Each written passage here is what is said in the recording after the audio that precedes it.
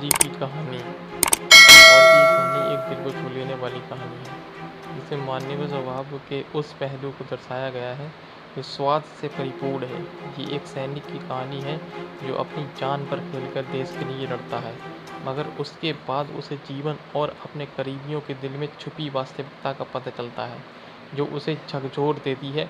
पढ़िए, ये कहानी एक सैनिक की है जो वियतनाम में युद्ध के लिए गया था। युद्ध समाप्त होने के बाद जब उसके घर लौटने की बारी आई, तो उसने अपने माता पिता को सैन फ्रांसिस्को से फ़ोन किया और माँ और पिताजी, मैं घर आ रहा हूँ, लेकिन घर आने से पहले मुझे आपसे एक बात पूछनी है। मेरा एक दोस्त है जिसे मैं अपने साथ घर लाना चाहता हूँ, क्या मैं उसे ला सकता हूँ? बिल्कुल बेटा, ये भी कोई पूछने की बात है। हमें तुम्हारी दोस्त से मिलकर बहुत खुशी होगी, माता पिता ने जवाब दिया। लेकिन पहले एक बात आप लोग जान लें, सैनिक बोलता गया, युद्ध में वह बहुत बुरी तरह घायल हो गया है। उसने एक बारूदी सुरंग पर पैर रख दिया था और उसमें उसने अपना एक हाथ और पैर गंवा दिया है। उसके पास कोई जगह नहीं है जहां वो जा सके, इसलिए मैं उसे अपने साथ रहने के लिए लाना चाहता हूँ। उसकी यह बात सुनकर उसकी माँ बोली, बेटा, तुम्हारे दोस्त के बारे में जानकर हमें बहुत दुख है। हो सकता है हम उसके रहने के लिए कोई जगह तलाश कर सकें।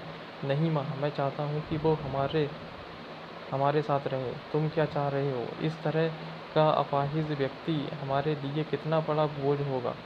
हमारी अपनी ज़िंदगी है जीने के लिए और हम नहीं चाहते कि इस तरह की कोई भी परिस्थिति हमारी ज़िंदगी में दखल दे। मेरे हिसाब से तुम्हें अकेले घर आना चाहिए और अपने दोस्त को वहीं छोड़ देना चाहिए। वह अपनी ज़िंदगी जीने के लिए कोई ना कोई रास्ता निकाल ही लेगा।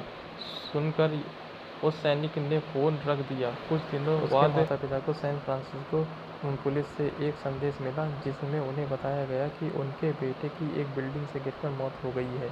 पुलिस के हिसाब से ये एक सुसाइड केस था। दुखी माता पिता ने तुरंत ही सैन फ्रांसिस्को के लिए फ्लाइट बुक कराई और वहां पहुंच गए। वहां उन्हें शहर के मुर्दाघर ले जाया गया ताकि वे अपने बेटे की पहचान कर सकें। उन्होंने उसकी पहचान कर ली, किंतु ये देखकर उनकी कँपकँपी छूट गई कि उनके बेटे का बस एक हाथ और एक पैर था।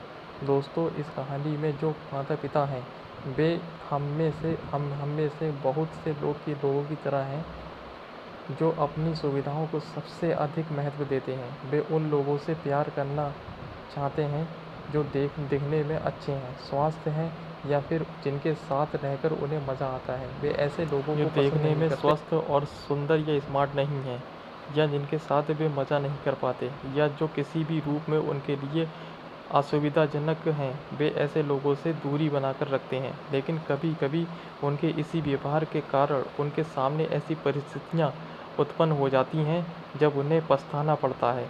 आइए लोगों को वे जैसे हैं वैसे ही अपनाएं और ज़रूरत पड़ने पर उनकी मदद करें।